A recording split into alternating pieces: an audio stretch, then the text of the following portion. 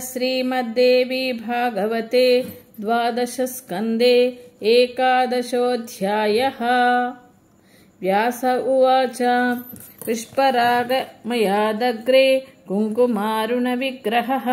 पद्मरागमयः सालो मध्ये भूश्चैव तादृशी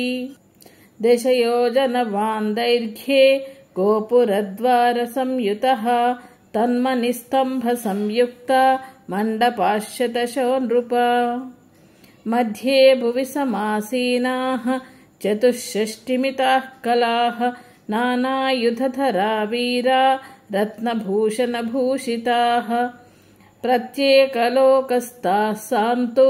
तत्तल्लोकस्य नायकाः समन्तात् पद्मरागस्य परिवार्य स्थिताः सदा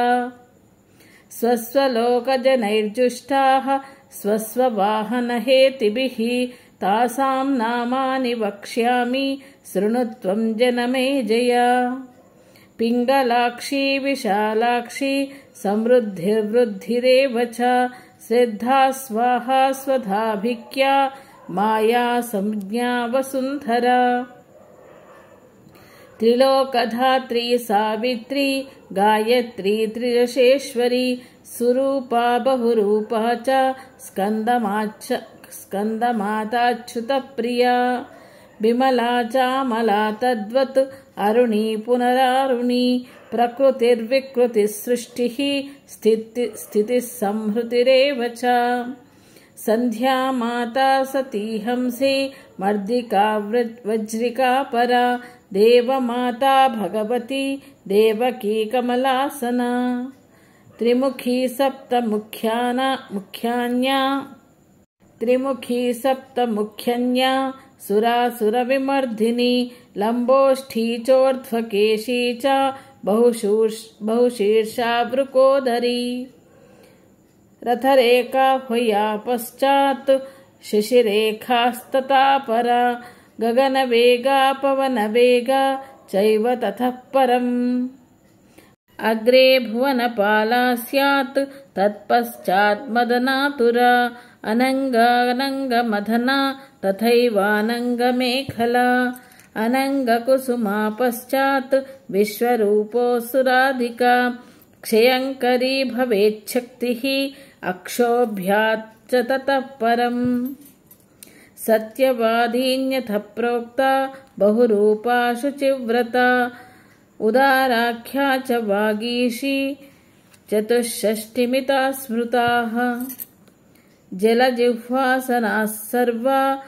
वमन्तो वह्निमुल्बनं जलं पिबामः सकलं संहरामो विभावसुम् पवनं स्तम्भयामोद्या भक्षयामोऽखिलं जगत् इति वाचं संगिरन्ते क्रोधसंरक्तलोचनाः चापबाणधराः सर्वा युद्धायैवोत्सकाः सदा दंष्ट्राकटकटारावैः बधरीकृतदिन्मुखः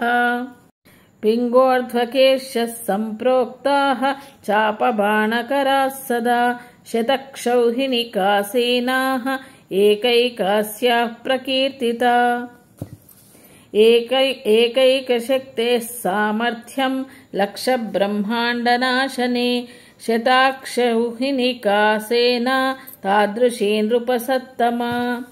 किं न कुर्याज्जगत्यस्मिन् अशक्यं वक्तुमेव तत् सर्वापि युद्धसामग्री तस्मिन् साले स्थिता मुने रथानां गणना नास्ति हयानां करिणां तथा शास्त्राणां गणना तद्वत् गणानां गणना तथा रथानां गणना नास्ति हयानां करिणां तथा शस्त्राणां गणना तद्वत् गणानां गणना तथा पद्मरागमयादग्रे गोमेदमनिर्मितः दशयोजनदैर्घ्येन प्राकारो वर्तते महान् भास्वज्जपा प्रसूनाभो मध्यभूस्तस्य तादृशी गोमेदकल्पितान्येव तद्वासि सदनानि च पक्षिणस्तम्भवर्याश्च वृक्षावाप्यः सरांसि च गोमेदकल्पिता एव कुङ्कुमारुणविग्रहाः तन्मध्यस्था महादेव्या 32 स्मृताः नानाशस्त्रप्रहरणा गोमेदमणिभूषिताः प्रत्येकलोकवासिन्यः परिवार्य समन्ततः गोमेदसाले सन्नद्धा पिशाचवदना नृपा स्वर्लोकवासिभिर्नित्यं पूजिताश्चक्रबाहवः क्रोधरक्ते क्षिणाभिन्दी पचच्छिन्दिदहेति च वदन्ति सततं वाचं युद्धोत्सुकहृदान्तरः एकैकस्या महाशक्तेः दिशाक्षौहिणिकामता सेना तत्राप्येकशक्तिः लक्षब्रह्माण्डनाशिनी तादृशीनां महासेना वर्णनीया कथं नृपा रथानां नैव गणना वाहनानां तथैव च सर्वयुद्धसमारम्भः तत्र देव्या विराजिते तासां नामानि वक्ष्यामि पापनाशकराणि च विद्या हरिपुष्टयप्रज्ञा सिनीवालीकुहुस्तथा रुद्रावीर्या प्रभानन्दा पोषिणी वृद्धिदा शुभा कालरात्रिर्महारात्रिः भद्रकालीकपर्दिनी विकृतिर्दण्डिमुण्डिन्यौ सेन्दुखण्डाशिखण्डिनी निशुम्भशुम्भमथिनी महिषासुरमर्धिनी इन्द्राणी चैव रुद्राणी शङ्करार्थशरीरिणी नारी नारायणी चैव त्रिशूलिन्यपि पालिनी अम्बिकाह्लादिनी पश्चात् इत्येवं शक्तयः स्मृताः यद्येताः कुपिता देव्यः तदा ब्रह्माण्डनाशनम् पराजयो न चैतासां कदाचित् क्वचिदस्ति हि गोमेदकमयादग्रे सद्वज्रमणिनिर्मितः दशयोजनतुङ्गोऽसौ गोपुरद्वारसंयुतः कपाटशृङ्खलाबद्धो नववृक्षसमुज्ज्वलः सालस्तन्मध्यभूम्यादि सर्वं हीरमयं स्मृतं गृहाणि वीथयोराथ्या महामार्गाङ्गणानि च वृक्षालवालतरवः सारङ्गा अपि तादृशाः दीर्घिकाश्रेणयो व्याप्तः तडागाः कूपसंयुताः तत्र श्रीभुवनेश्वर्या वसन्ति परिचारिकाः एकैकलक्षदासीभिः सेविता मदगर्विताः अलवृन्तधराः काश्चित् शशकाढ्यकराम्बुजाः काश्चित्ताम्बूलपात्राणि धारयन्त्योतिगर्विताः तालवृन्तधराः काश्चित् शशकाढ्यकराम्बुजाः काश्चित्ताम्बूलपात्राणि धारयन्त्योतिगर्विताः काचित्थच्छत्रधारिण्यः चामराणां विधारिकाः नानावस्त्रधराः काश्चित् पुष्पकराम्बुजाः नानादर्शकराः काश्चित् कुङ्कुमलेपनं धारयन्त्यः कज्जलञ्च सिन्दूरचषकम्पराः काश्चिच्चित्रकनिर्मात्र्यः पादसंवाहने रताः काश्चित्तु भूषकारिण्यो नानाभूषाधरावराः पुष्पभूषणनिर्मात्र्यः पुष्पशृङ्गारणकारिकाः नानाविलासचतुरा बाह्य एवं विधाः पराः निबद्धपरिधानीया युवत्यः सकला अपि देवी कृपालेशवशात् तुच्छीकृतजगत्त्रयाः एतादूत्य स्मृता देव्यः शृङ्गारमदगर्विताः तासां नामानि वक्ष्यामि शृणु मे नृपसत्तमा अनङ्गरूपा प्रथमापि अनङ्गमदनापरा तृतीया तु ततः प्रोक्ता सुन्दरी मदनातुरा ततो भुवनवेगा स्यात् तथा भुवनपालिका स्यात् सर्वशिशिरानङ्गा वेदनानङ्गमेखला विद्युद्धाम समानाङ्ग्याः क्वणत्काञ्चीगुणान्विताः रणन्मञ्जीरचरणाः बहिरन्तरितस्ततः धावमानास्तु शोभन्ते सर्वा विद्युल्लतोपमाः कुशलाः सर्वकार्येषु वेत्रहस्ताः समन्ततः अष्टदिक्षु तथैतासां प्राकारद्बहिरेव च सदनानि विराजन्ते नानावाहनहेतिभिः वज्रसालादग्रभागे सालो वैडूर्यनिर्मितः दिशयोजनतुङ्गोऽसौ गोपुरद्वारभूषितः वैढूर्यभूमिः सर्वापि गृहाणि विविधानि च वीथ्योरथ्या महामार्गाः सर्वे वैडूर्यनिर्मिताः वापीकूपतडागाश्च स्रवन्तीनां तटानि च वालुका चैव सर्वापि वैडूर्यमनिर्मिता तत्राष्टदिक्षु परितो ब्रह्मादीनां च मण्डलं निजैर्गणैः परिवृतं भ्राजते नृपसत्तमा प्रतिब्रह्माण्डमातॄणां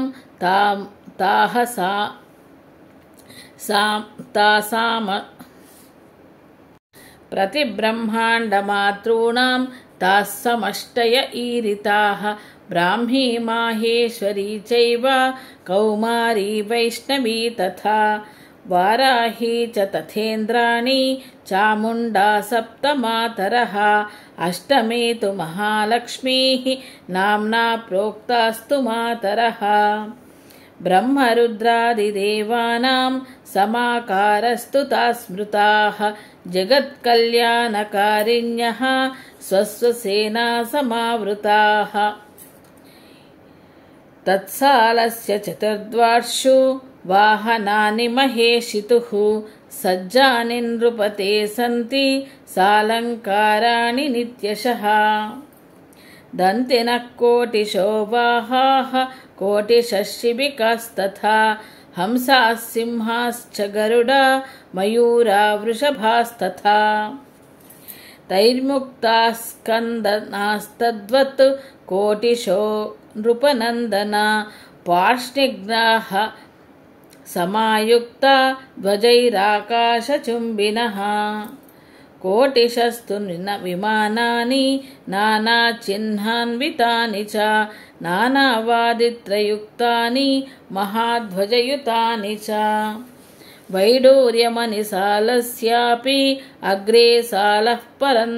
स्मृतः दिशयोजनतुङ्गोऽसौ इन्द्रनीलाश्मनिर्मितः तन्मध्यभूस्तथा वीथ्यो महामार्गा गृहाणि च वापीकूपतडागाश्च सर्वे तन्मनिर्मिताः तत्र पद्मं तु सम्प्रोक्तं बहुयोजनविस्तृतं षोडशारं दीप्यमानं सुदर्शनमिवापरम् तत्र षोडशशक्तीनां स्थानानि विविधानि च सर्वोपस्करयुक्तानि समृद्धानि वसन्ति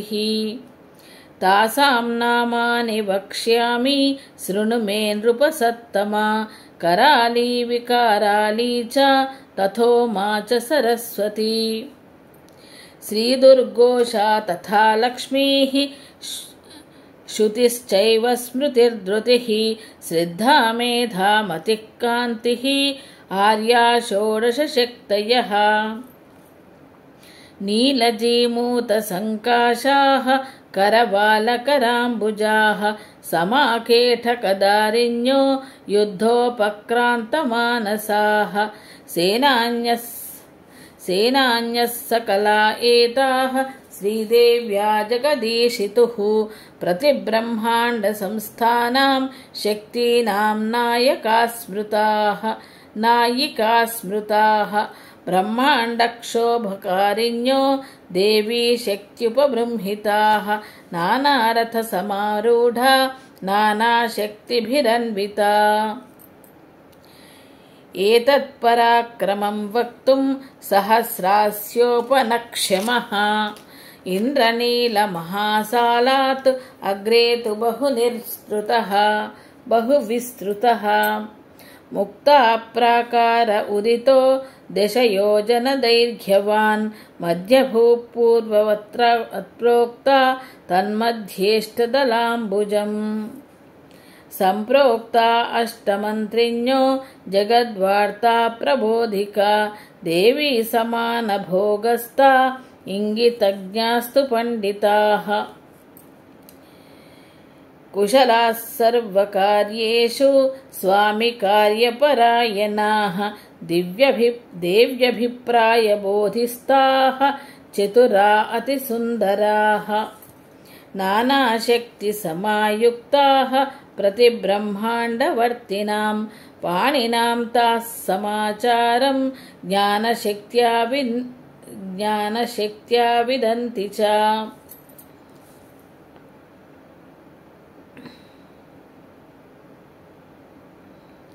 तासां नामानि वक्ष्यामि मत्तः शृणु नृपोत्तम अनङ्गकुसुमा प्रोक्तापि अनङ्गकुसुमातुरा अनङ्गमदना तद्वत् अनङ्गमदनातुरा भुवनपालातु सा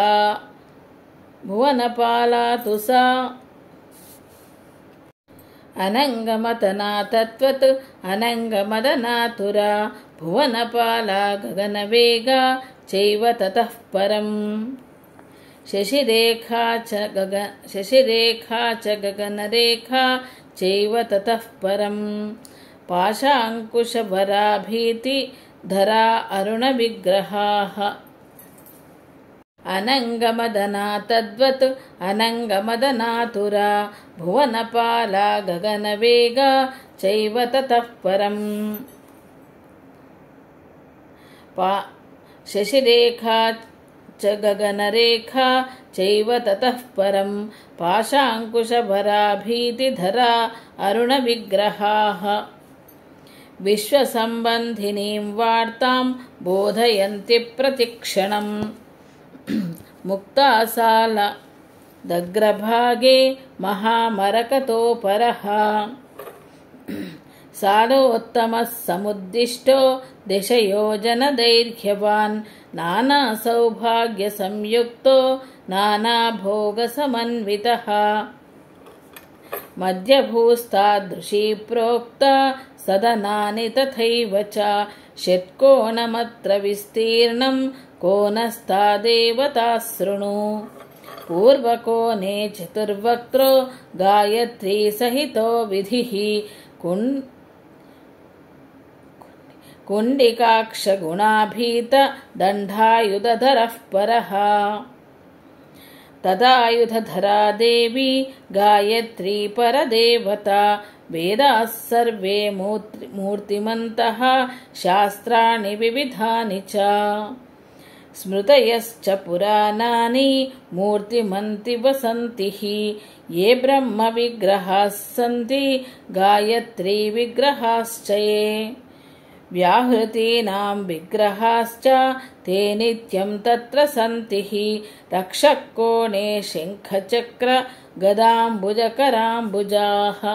सावित्री वर्तते तत्र महाविष्णुश्च तादृशः ये विष्णुविग्रहाः सन्ति मत्स्यकूर्मादयोऽखिलाः